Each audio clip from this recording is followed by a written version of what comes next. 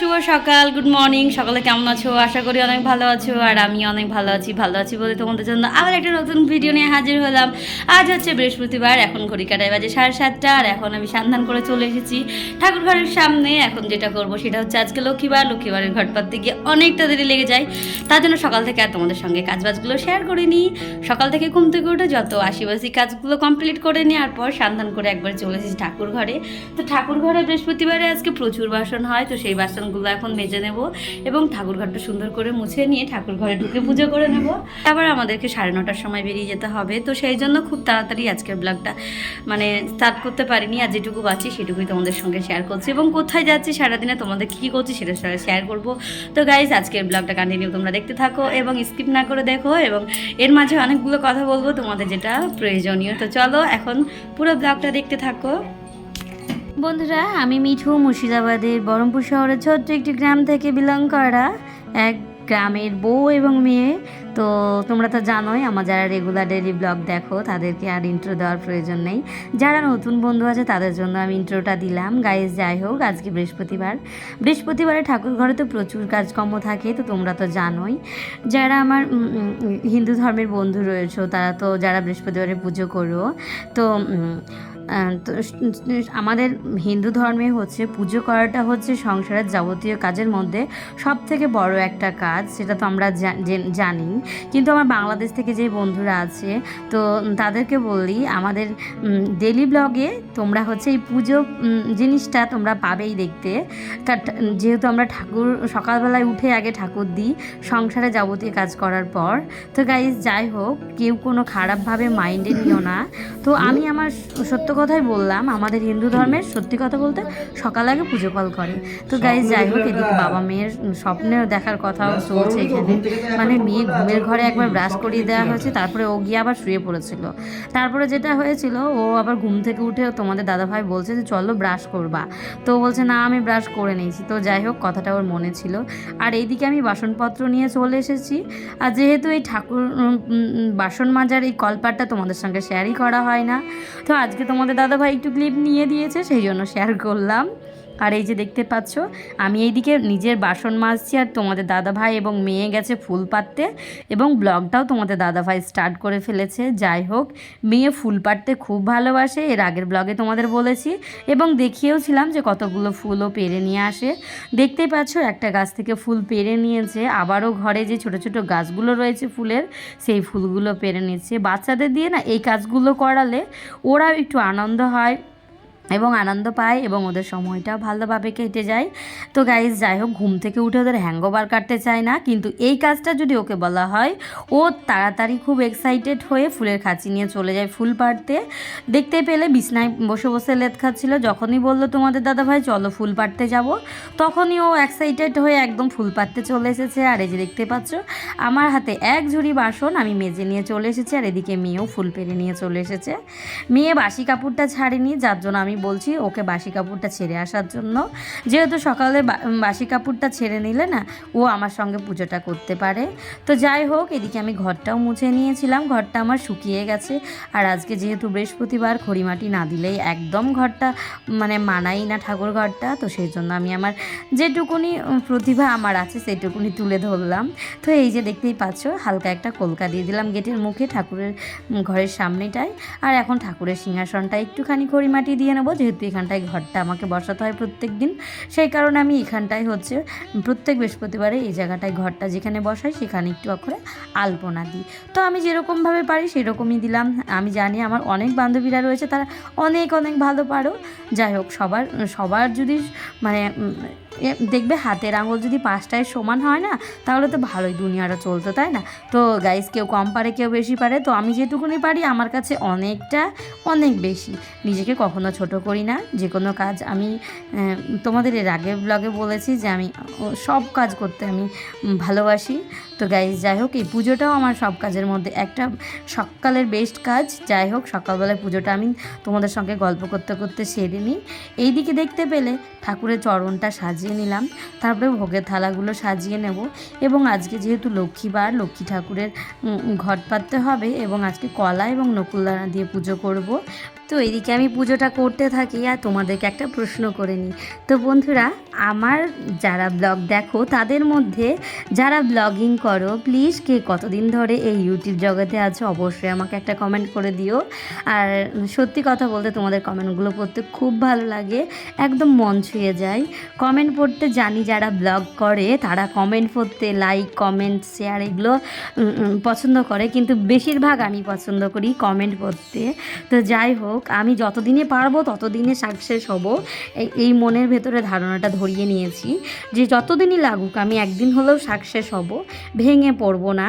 তো তোমাদেরকেও বলছি, যারা যত বছর ধরেই কাজ করো না কেন, কেউ ভেঙে পড়ো না প্লিজ, এইভাবেই কাজ করে যাও, ধৈর্য রাখো, ধৈর্যের ফল একদিন হয়তো সফল হবেই, আজ নয়তো কাল, কাল নয়তো পরশু। তো গাইজ, যাই হোক, কার কতটা সাবস্ক্রাইবার, কে কতটা ভিউজ পাচ্ছে সেটা দেখে লাভ নেই। তো নিজে যেটুকুনি পাচ্ছ সেটুকুনি নিয়ে আরও এগোনোর চেষ্টা করো। আমি যেটা করছি, আমি মাঝে কদিন ভেঙে পড়ে গেছিলাম, একদম ভেঙে পড়েছিলাম। তো সেখান থেকে আমি এত দিদিভাইদের কমেন্ট পেয়েছি, তোমাদের আর কি বলবে, এত মিষ্টি মিষ্টি কমেন্ট পেয়েছি যে সেখান থেকে ভিডিও বানানোর আগ্রহ আমার আরও জাগে, এবং আমি চেষ্টা করছি তোমাদের সামনে যতটুকু পারছি ততটুকু মন প্রাণে একবারে ভালোভাবে তুলে ধরার চেষ্টা করছি। আমি আরও চাইবো যে আমি এর থেকে আরও ভালোভাবে তোমাদের সামনে প্রেজেন্ট করতে আমার ব্লগ ভিডিওগুলো। গাইজ, যাই হোক, আমার ব্লগ ভিডিওগুলো তোমাদের কেমন লাগছে প্লিজ একটা কমেন্ট করতে কেউ ভুলো না কিন্তু। আর এই যে দেখতে পাচ্ছ আমার মেয়ে কতগুলো ফুল পেরে এনেছে। যেমন আমার মেয়েটা সুন্দর, আমার মেয়ের কাজগুলোও কিন্তু সেরকম সুন্দর। যেমন বলা তেমন কাজ, ফুল তোলার কথা বলেছে আর ফুল তুলে নিয়ে আসবে না তাই কখনো হয়? তাও আবার আমার মেয়ে। যেহেতু আমি সব কাজ করতে ভালোবাসি, এই জন্য আমিও চাই যেন আমার মেয়েটাও আমার মতো সুন্দরভাবে কাজ গুছিয়ে করতে শিখুক। যেহেতু বয়সটা অনেকটাই ছোট থেকে যেটা শিখবে সেটাই দেখে কিন্তু মা বাবা যেটা করবে সেটা দেখে কিন্তু বাচ্চাটা শিখবে। তো যাই হোক, আমি যেরকমভাবে চলি আমিও চাইবো আমার মেয়ে তার থেকে আরও উঁচুতে যাবে এবং আরও ভালোভাবে করবে। আমাদের জীবনটা তো বৃথায় চলে গেল, পড়াশোনা তো ওই সেই রকম হয়েছে। আমি চাই আমার মেয়েকে অনেক, এখন আমি বলে না, এখন কম্পিটিশন হয়ে গেছে পড়াশোনাটা মানুষের প্রতি। তো যাই হোক, কাউকে জোর করে চাপিয়ে পড়াশোনা করানো যায় না। আমি চাই আমার মেয়ে অনেক বড় হোক, কিন্তু ওর ইচ্ছে মতো হবে এবং ওর ইচ্ছে অনুযায়ী সব কিছুই করানো হবে। যাই হোক, আমাদের সঙ্গে গল্প করতে করতে প্রায় আমার ঠাকুর ঘর সাজানো কমপ্লিট। চলো এখন ঠাকুরের আরাধনাটা করে নিই এবং পুষ্পাঞ্জলিটা দিয়ে নিই।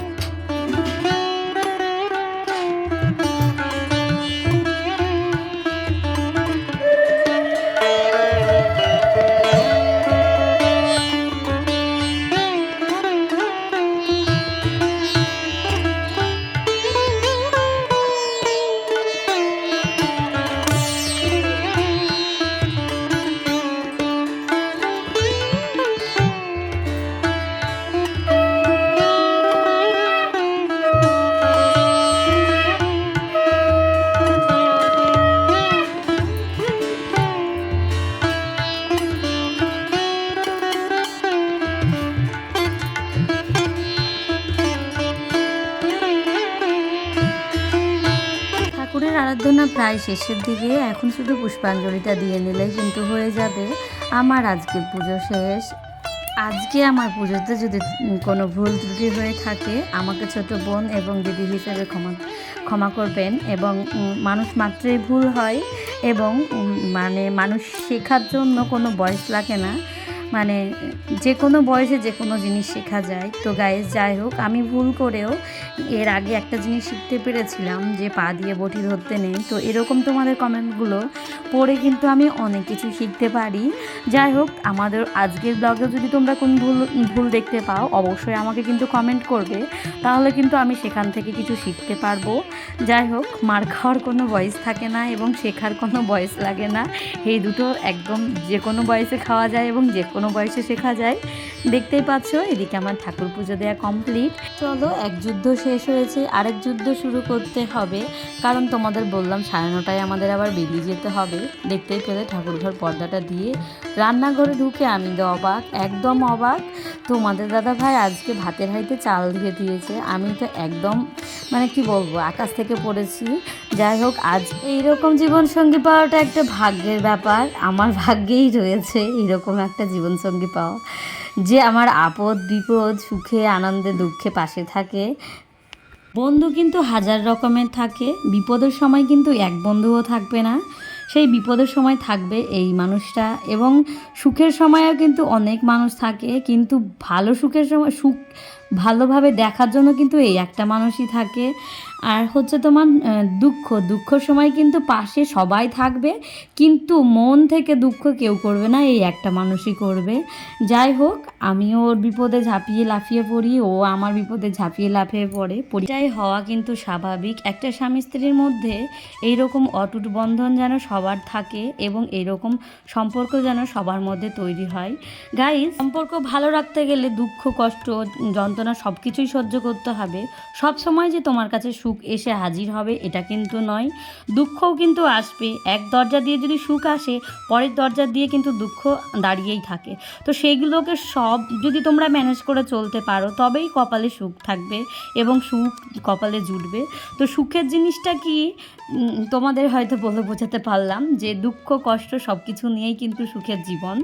হ্যাঁ, আমাদের মধ্যে ঝগড়া ঝামেলা হয়, অবশ্যই হয়, কেন হবে না। সম্পর্কতে যত ঝগড়া ঝামেলা হবে তত কিন্তু সম্পর্ক মজবুত হবে, এটা কিন্তু সত্যি কথা। আমার দিক থেকে বলছি, আজ থেকে প্রায় 8 বছর আগের কথা বলি, আমাদের কিন্তু লাভ ম্যারেজ, আমরা ভালোবাসা করে বিয়ে করেছিলাম, নিজেদেরকে পছন্দ করে। গাইস, আমার শাশুড়ি মা কিন্তু প্রথম থেকে রাজি ছিল না, আমারও বাড়ির লোক রাজি ছিল না।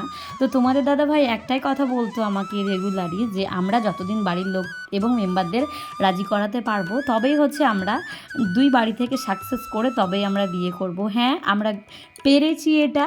তো এটা আমাদের অনেক বছর লেগেছিল, প্রায় 7 বছর লেগেছিল দুই পক্ষকে মানাতে, এবং দুই পক্ষকে মানানোর পর হচ্ছে আমরা নিজের পায়ে দাঁড়িয়ে, মানে তোমাদের দাদাভাই নিজের পায়ে দাঁড়িয়ে তবেই কিন্তু মানে আমার বাড়িতে বিয়ের প্রস্তাব দেয়, এবং সেই প্রস্তাব কিন্তু আমাদের বাড়ির থেকে রাজি হয়। তখন কিন্তু আমাদের দুই পক্ষ মিলে কিন্তু ধুমধাম করে আমরা বিয়ে করি। তো যাই হোক, তখনকার যুগে, তখন আমি ইউটিউবে ছিলাম না, যদি থাকতাম তাহলে তোমাদের সঙ্গে ব্লগিংটা শেয়ার করতে পারতাম। গাইস, এইদিকে আমার কাজকর্ম সারা কিন্তু কমপ্লিট, এবং আমার জীবনের অনেকগুলো কাহিনী তোমাদের সঙ্গে সারা কমপ্লিট। এইদিকে রেডি শেডি হয়ে বেরিয়ে পড়েছি। কোথায় যাচ্ছি তোমাদের বললাম যে আমরা হচ্ছে আমাদের কাজ রয়েছে। তো ঘড়ি কাটায় ঠিক 9:30 বাজে, ওই যে 9:30 টাইম রয়েছে, তোমাদের দাদাই টার্গেট করে নেয় যে আমাকে 9:30 বেরোতে হলে একদম 9:30 বেরোতে হবে। 10টার সময় যদি কাজ থাকে আমাকে 8 ঘন্টা আগে গিয়ে সেখানে পৌঁছাতে হবে। তো এই মানুষটা হচ্ছে খুব টাইম টেবিল মেনে চলে।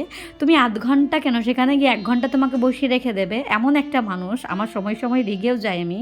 তো গাইজ, যাই হোক, এই হচ্ছে আমাদের বহরমপুর স্কয়ার ফিল্ড। যারা আমার লোকাল বন্ধু রয়েছে তারা হয়তো চিনবে। আর এটা হচ্ছে কোথায় আসলাম তোমাদের দেখায়, এটা হচ্ছে বিওলার অফিসে এসেছি। বিওলার অফিসে এসে আমাদের যেটা কাজ রয়েছে সেটা হলো, তোমাদের এর আগের ব্লগে আমি শেয়ার করেছিলাম যে আমার বাবার কিছু জমির অংশ আমাকে 5 কাঠা মতো দিয়েছে, সেটা রেকর্ড করতে দেওয়া ছিল। তো সেই রেকর্ডের জন্য আজকে হচ্ছে আমার পুরো ডকুমেন্টস নিয়ে তারপরে এখানে আসতে বলেছে। তো বিশ্বাস করবে না, এখানে আসার পর অনেকক্ষণ বসে থাকার পর যেই ম্যামটা আমাদের কাজ করেছে, ওই ম্যামটা তোমাদের কি বলবো, আমার থেকেও ছোট। তো ওনার মানে কি বলবো, 11:30টার সময় এসেছেন। তো ওনাকে দেখে আমার মনটা একদম মানে আনন্দ উৎফুল্ল হয়ে গেছে যে ওইটুকুনি একটা মেয়ে এত বড় একটা কাজ করছে। তো তোমাদের দাদা ভাইকে বলছিলাম আমি যে আমি জীবনে কি করলাম। তো তোমাদের দাদা ভাই বলছিল যখন উনি পড়াশোনা করেছিল তখন কিন্তু তুমি ঘুরে বেরিয়েছো লাফাঙ্গার মতো, এবং বিয়ে বাড়ি, অনুষ্ঠান বাড়ি, পুজো বাড়ি খেয়ে বেরিয়েছো, সেই জন্য তুমি এই জায়গায়। আর উনি কিন্তু তখন শুধু বইয়ের মধ্যে মুখ ঢুকিয়েই পড়েছিল, সেই জন্য উনি হচ্ছে এসির জায়গায় আর তুমি হচ্ছে এই গরমে সবার লাইনে। তো গাইজ যাই হোক, তো যখন কাজ করার সময় তখন যদি তোমরা ফাঁকি দাও, তাহলে যখন বসে থাকার সময়, যখন ফাঁকি দেওয়ার সময়, তখন তখন তখন কিন্তু তোমাদের কাজ করতে হবে। যেমন আমি পুরো একটা উদাহরণ তোমাদের দাদাভাই আমাকে তুলে ধরেছে। তো গাইজ যাই হোক, ওদিক থেকে বিএলআর অফিস থেকে আমাদের কাজটা সারার পর আমরা চলে এসেছি গোড়া বাজারে কিছু বাজার করব। বাজার বলতে সবজি বাজার।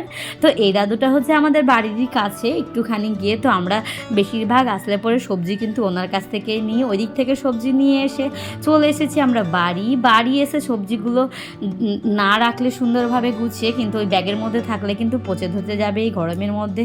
তো বাড়ি এসে মেয়েকে খাইয়ে স্নান করিয়ে ঘুম পাতিয়ে তারপরে যেটা করেছি সেটা আমি একটু শরবত করে খেয়ে তারপরে লেগে পড়েছি আমার আবার ডেলি কাজ কিন্তু পড়ে থাকলে আমার চোখে ঘুম থাকে না। এই ঘুমটা যদি আমার পড়াশোনার সময় যদি থাকতো তাহলে কিন্তু আমি এক জায়গায় গিয়ে এখন একটা কাজ করতে পারতাম। তো যেরকম সংসারের প্রতি এখন নেশা, তখন যদি বই পড়ার প্রতি এরকম নেশাটা থাকতো, কেমন এখন যেমন ইউটিউবে আমার নেশা, সেই নেশাটা যদি আমার ওই যখন ক্লাস মাধ্যমিকে দেবো তখন যদি আমার থাকতো, তাহলে আমি হয়তো আজ লেটার পেয়ে এইচএসে পাস করে ভালোভাবে পড়াশোনা করে হয়তো এক জায়গায় যেতে পারতাম। যাই হোক, আগে ফাঁকি মেরেছি, ওই জন্যই আজকে এই যে ফ্রিজ পরিষ্কার করছি, ঘরে সংসারে যাবতীয় কাজ করছি। মেয়ে হয়ে জন্মিয়েছি, করতে তো হবেই, তাই না বলো? তো যাই হোক, কথা বলতে বলতে অনেকটা হাসি, অনেকটা আনন্দ করে ফেললাম। তো চলো, আমার টুকিনাকি কাজগুলো তোমরা একটু দেখতে থাকো। অনেকক্ষণ ধরে বকবক করছি, হয়তো আমার বকবক তোমাদের শুনতে নাও ভালো লাগে। তো একটু মিউজিকের মাধ্যমে আমার ব্লগটা দেখতে থাকো, পরে আসছি আবার কথা বলতে।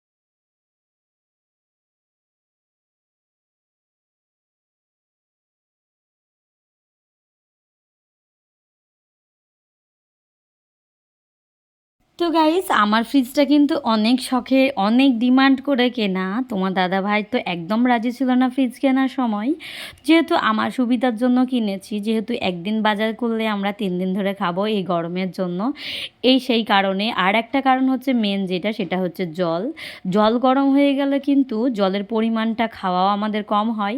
তো সেই জন্য জল গরমের সঙ্গে একটু ঠান্ডা জল মিশিয়ে যদি খাওয়া যায় তাহলে কিন্তু ঠিক লেভেলে জলটা খাওয়া যায়। আর যদি ওই অ্যাকোয়াগার্ডের মেশিনের জল কিন্তু দেখবে গরম হয়ে যায়, সেই জল খেতে গিয়ে একদম ভালো লাগে না, তখন এই গরমের সময় আর জল খেতে ইচ্ছে করে না। সেই অনুসারে আরও এই গরমে আমাদের ফ্রিজটা কেনা। তো ফ্রিজটা ক্লিন কী দিয়ে করব অবশ্যই তোমরা আমাকে কমেন্ট করে বলো। কিন্তু আমি তো ফ্রিজ কোনো দিন এর আগে ব্যবহার করিনি, এই ফার্স্ট, জীবনে প্রথম। তো ফ্রিজের ওপরটা না, আমার যেহেতু বাড়িতে বাচ্চা রয়েছে, জল হাতে ছুঁয়ে নেয়, ছোপ হয়ে যায়, সেই দাগগুলো উঠাবো কী দিয়ে, এবং যদি কোনো কিছু লেগে যায় সেটাকে উঠাবো কী দিয়ে, তোমরা যদি অবশ্যই জেনে থাকো অবশ্যই আমাকে কমেন্ট করো, তাহলে কিন্তু আমার অনেকটা সুবিধা হয়। তো যাই হোক, এদিকে সবজি টবজিগুলো ফ্রিজে ভরে নেওয়ার পর ঘড়ি কাটায় ওই 3টে মতো বাজে, আর মারাত্মক রৌদ্র আছে।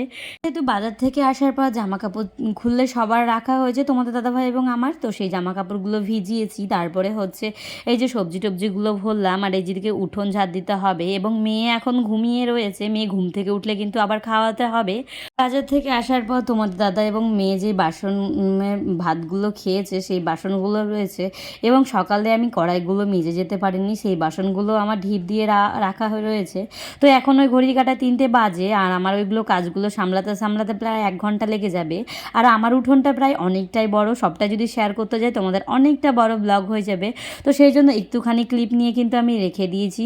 উঠোন ঝাড় দিতে প্রায় আমার ওই 25-30 মিনিট মতো লাগবে, পুরো যেহেতু ওই রাস্তা পর্যন্ত আমাকে ঝাড় দিতে হবে। তো সেই জন্য ঝাড় দিয়ে তারপরে একদম বাসন মাজতে বসে গেছি। দেখতেই পাচ্ছ দুপুরে যে বাসনগুলো সেগুলো হচ্ছে নিয়ে বসে গেছি।